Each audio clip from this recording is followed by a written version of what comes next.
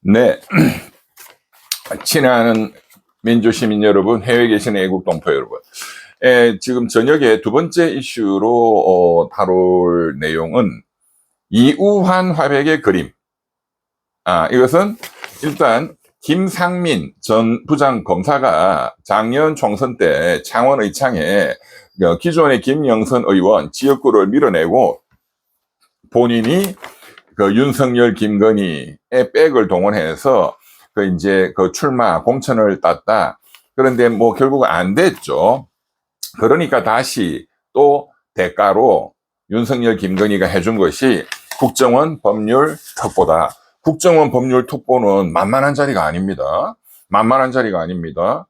이번 비상기업 내란, 거기에 국정원장 조태용 굉장히 중요하죠.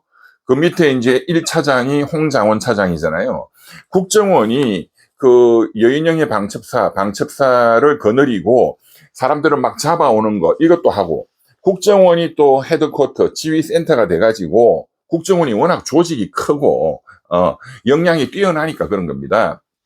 이게 헤드쿼터가 돼가지고 법무부 검찰, 박성재 법무부 장관, 심우정 검찰총장 등을 또 지휘를 한단 말이에요. 법적으로 구속시키고 법적으로 처리를 해야 되니까, 그것을 연결하는 국정원장과 이 검찰을 연결하는 고리가 법률특보입니다. 그래서 부장검사 출신을 앉힌 거예요. 김상민이를. 과거 112 군사반란, 이럴 때에 박정희 대통령 11.6 시해 사건이 터졌을 때에 그때는 보안사가 지었죠. 보안사라는 조직이 막강하니까. 그때 전두환이잖아요. 전두환이가 합동수사본부를 꾸리면서 검찰이 필요하니까 그때 부른 그 검사가 유명한 이건계죠. 이건계. 박정희 대통령의 양아들 역할을 했죠. 전두환이도 박정희 대통령이 키운 군부 내의 인맥이고, 이건계도 박정희 대통령 유경수 여사가 키운 이제 검찰의 주요 인물들이죠. 그거하고 똑같은 겁니다. 이건계 검사를 통해서 이제 그 전두환 보안사령관이 검찰을 이제 실질적으로 장악을 하는 것이죠. 그러니까 역사를 보면 반복이 되는 거예요, 반복이. 그러니까 역사를 많이 알면 현재 벌어지는 게 눈에 훤히 보인다 이거예요. 자, 그런데 지금 얘기는 그것은 아니고, 김상민 전 부장검사가 김건희한테 그 대가로 갖다 바친 게 뇌물이다. 뇌물죄, 또 뭐 청탁금지법 위반죄, 뇌물죄는 대가성 입증이 또 단단하게 돼야 되거든요. 그래서 어쨌든 현재 김건희 특검은 그래서 이제 김상민 부장검사를 이제 구속영장 청구를 했고 내일 모레 영장 심사를 한다. 자, 그런데 여기에 김상민이는 이제 부인하고 있습니다. 아니, 내가 대가로 그거 갖다 바친 게 아니고, 뭐 1억 2천만 원 주고 사서 내 돈으로 한 게 아니라, 김건희 친오빠, 김진우가 그림을 좀 사달라 해서 나는 그냥 대행했을 뿐이다. 뭐 이런, 주장을 하고 있다고 하죠. 그리고 내가 공천이나 그 국정원장 법률 특보를 받은 이유는 내 능력 때문이다. 윤석열이한테 검찰 내부의 여러 가지 김건희와 관련된 수사 동향, 도이치모터스 수사라든가 줄리 수사라든가 이런 걸 내가 내부적으로 보고를 잘 해줬기 때문에 윤석열이의 귀가 돼줬기 때문에 내가 그 대가로 공천 법률 특보를 받았다 이렇게 주장하고 있다고 하는 거죠. 왜? 뇌물죄로 걸리면 1억 2천만 원짜리니까 1억이면 징역이 얼마다? 10년. 1억 2천이면 징역이 12년입니다. 그러니까 엄청 겁나는 거죠. 자, 여기서 어떤 언론도 짚지 않는 이우환 화백의 이 그림이 가짜다. 한국의 전문적인 감정협회가 감정해봤더니 이 가짜다. 제가 봐도 가짜일 가능성이 높다고 봅니다. 이게 대만 경매 시장에서는 뭐 300만 원, 뭐 몇백만 원짜리였는데 이게 국내의 화랑을 거치고 하면서 1억 2천으로 이렇게 엄청나게 뻥튀기가 되었다. 40배가 뻥튀겨졌다. 이건 가짜로 보는 게 합리적이거든요. 그리고 이우환 화백의 이 점으로부터 또 선으로부터 이제 이런 그 작품이 1970년대, 80년대에 이우환 화백이 많이 그렸습니다. 그래서 이제 세계적인 추상 화가가 또 됐던 그림들이죠. 점과 선, 그 어떤 철학적 의미는 이우환 화백의 표현에 의하면 점이라는 것은 나의 인간의 어떤 탄생과 존재를 의미한다. 선이라는 것은 그 인생살이를 의미한다. 이번에 문제가 된 이제 뇌물로 갖다 바쳤다는 그 점으로부터, 그 김건희가 점치는 걸 좋아하니까 점으로부터 이렇게 이제 우리는 해석하기도 하는데, 도트죠, 다트. 포인트라기보다는 다트.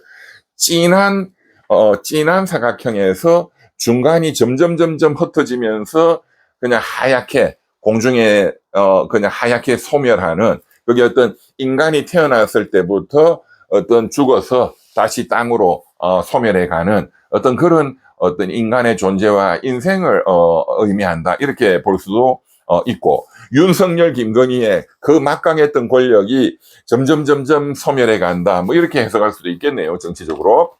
네. 그런데 이제 이 이우환 화백님의 그림은 이 선으로부터 점으로부터가 너무너무 많이 만들어졌고, 그래서 같은 날 뭐 거의 똑같은 그림을 만들더라도 구별하기 위해서 1년 번호를 또 다 매기거든요.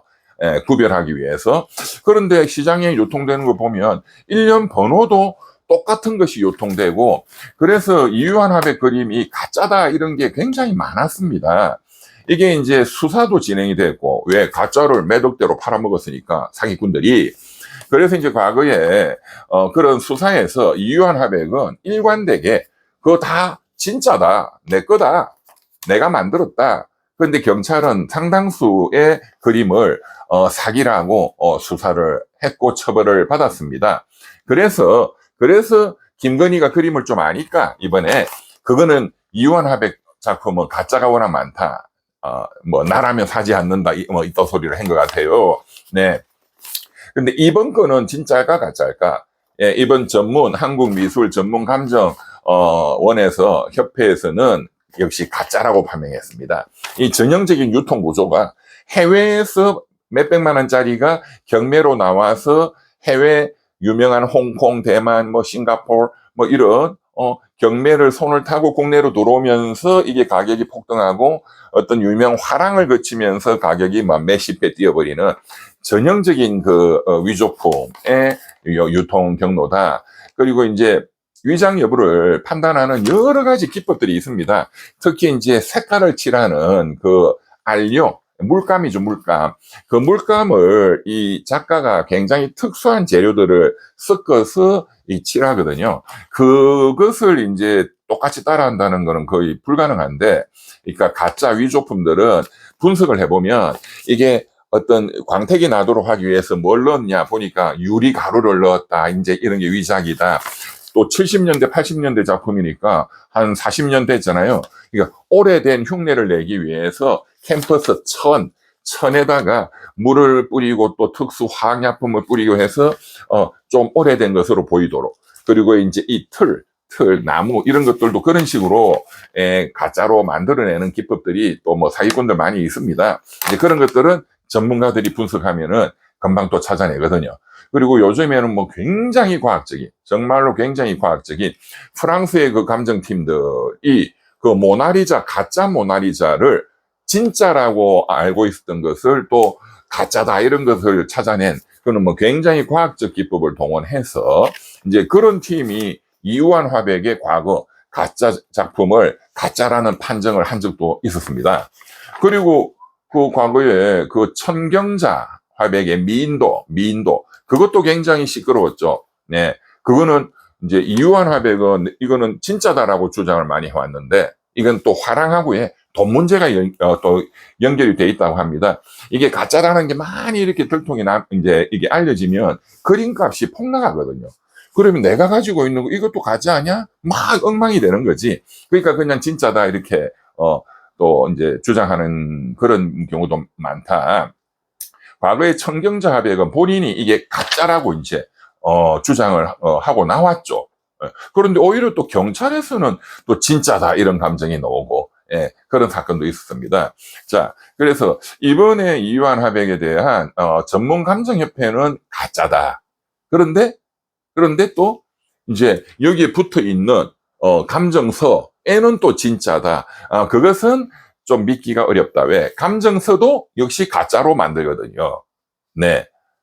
그래서 지금 이거는 1억 2천만 원 주고 산 게 사기당한 거 아니겠느냐. 네네.